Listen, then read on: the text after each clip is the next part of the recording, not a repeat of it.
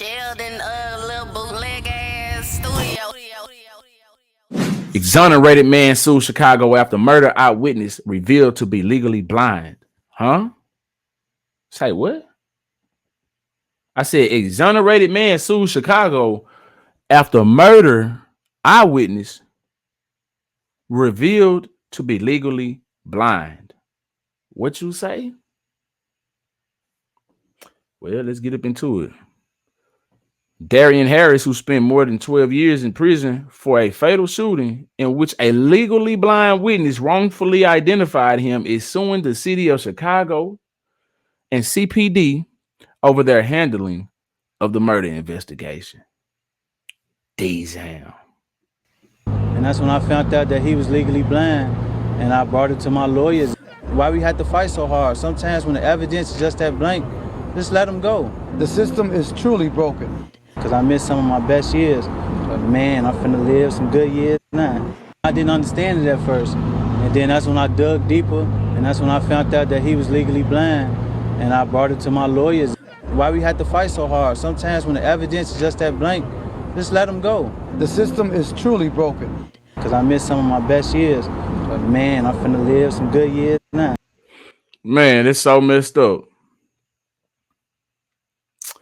That's so messed up, y'all. All right, check this out right here, man.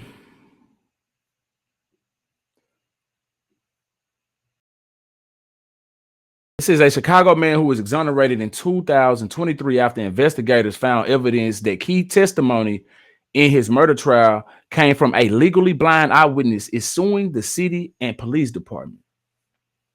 That's crazy. This is what goes on in the justice system, y'all.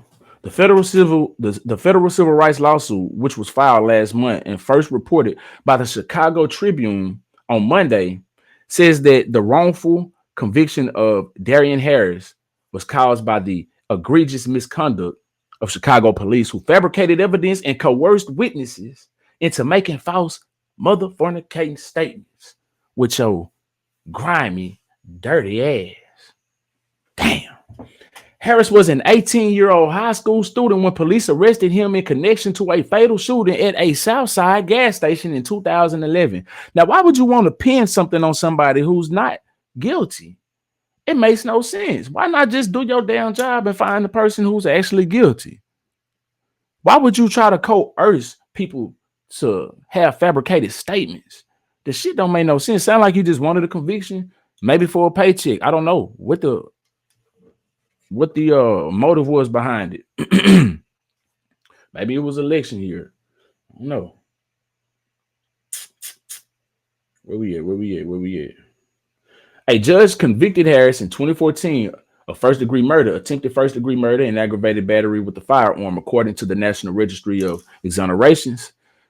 Harris, now 31, has served more than 12 years of a 76-year prison term. And when he was exonerated last December, after the exoneration project showed that the eyewitness was suffering from advanced glaucoma at the time of the shooting and lied about being legally blind. That's crazy. Although Harris received a GED and worked jobs while he was incarcerated, he told the Chicago Tribune that he has been struggling to get his life back together since his release. I don't have any financial help. I'm still treated like a felon, so I can't get a good job. It's hard for me to get into school, Harris told the newspaper. I've been so lost. I feel like they took a piece of me that it's hard for me to get back. They did, bro. And you can't get that back. It don't matter what you do. You can't get that back. You can become successful. You can be rich. You can have a family. You can live life and ever so happily ever after. You can't get back what they took from you, bro. Real talk. Harris is seeking compensation from the city of Chicago and several Chicago Police Department officers involved in the case.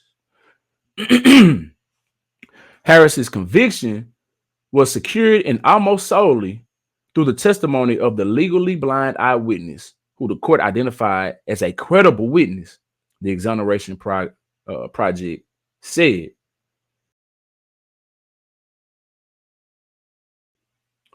The witness had given varying accounts with numerous inconsistencies.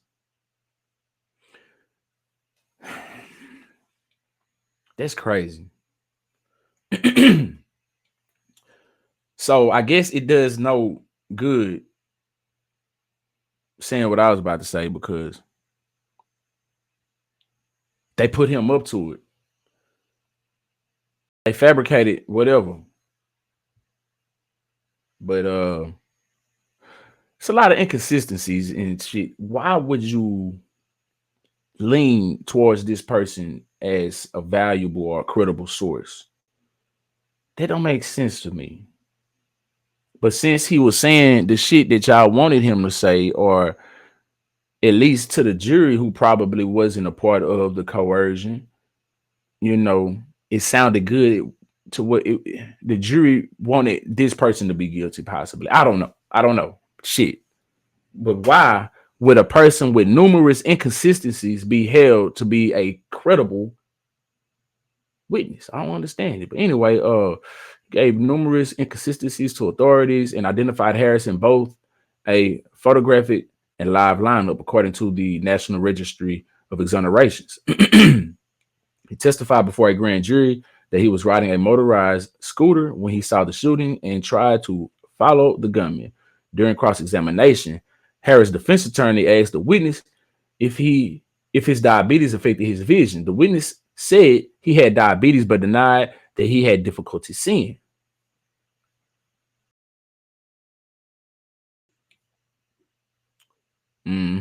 But in February 2022, two attorneys filed a post-conviction petition seeking to vacate Harris's conviction, which revealed that the witness was legally blind and lied about it when he testified, according to the registry. How did they find this information out, though? In addition to his medical condition that severely limited his visual acuity, surveillance video of the crime reveals that the witness was much further from the scene than he claimed to be, the Exoneration Project said.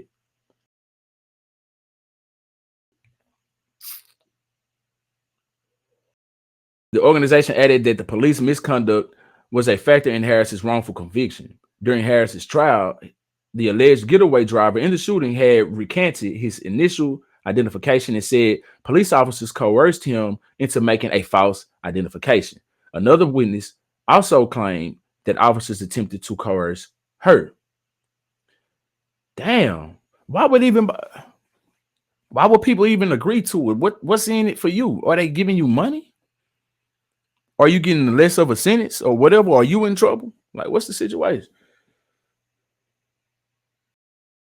Harris's wrongful conviction is not an isolated occurrence, alleges the complaint.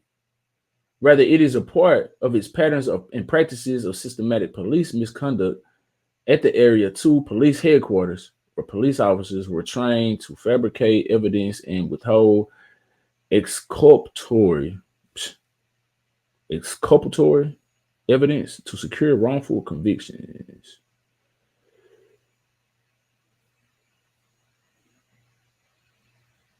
The whole police force need to be investigated. I'm sure he's not the only wrongful conviction. If they done it once, they done it 1,000 times. So anybody that is a part of his wrongful conviction case, the officers, yada, yada, yada, they need to do an investigation on all of those cases that's dealing with those people.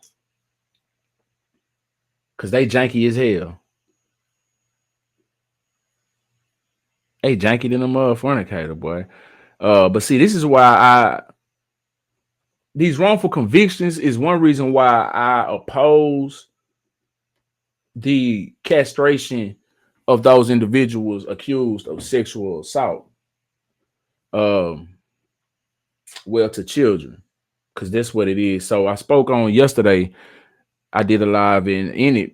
We spoke on this right here. Louisiana being the first state to allow surgical castration as punishment for child molesters.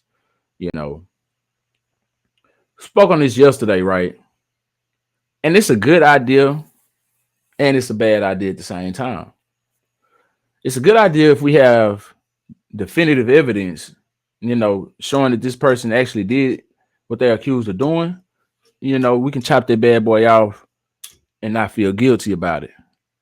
But in those situations where we have this young man, who was accused of something he didn't do, those things do happen. And we wouldn't want to just be out here chopping folks' stuff off if they actually innocent. So, that's a tough one. That's a tough one.